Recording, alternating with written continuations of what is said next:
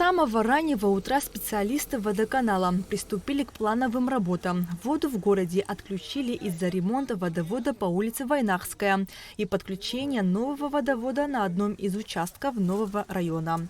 Новая труба по улице Войнахская была проложена от городской насосной станции до резервуара номер 2 около 2 лет назад. Чтобы жители не испытывали проблем с водоснабжением, наряду с новой трубой все это время функционировала и старая 300-миллиметровая стальная труба.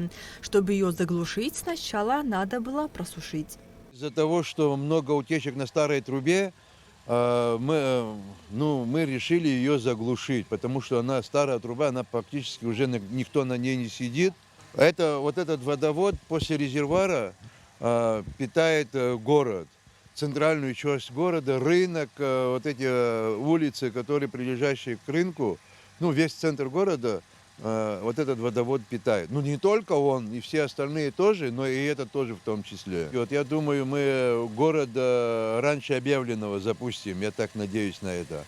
Плановые работы также ведутся на участке в новом районе. Там подключают новый водовод. Кроме того, в ночь на 3 июня на пересечении улиц Аяйра и Чачпа в центре города прорвало трубу.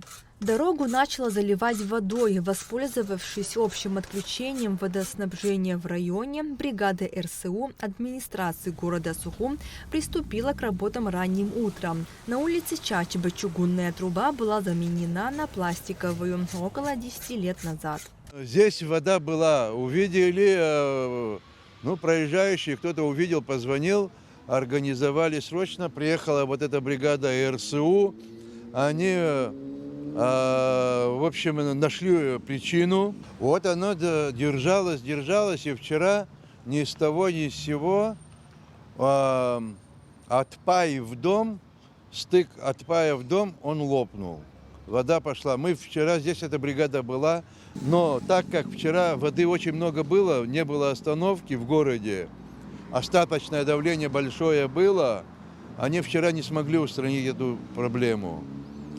И у нас запланировано было отключение города, и вот используя вот это отключение, вот сегодня эта бригада занимается устранением утечки вот на улице Чачба.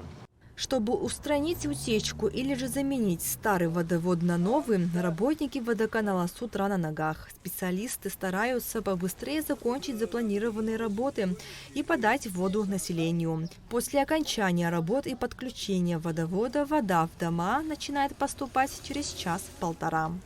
Налач Хинджерия, Ахра Амичба, Абхазское телевидение.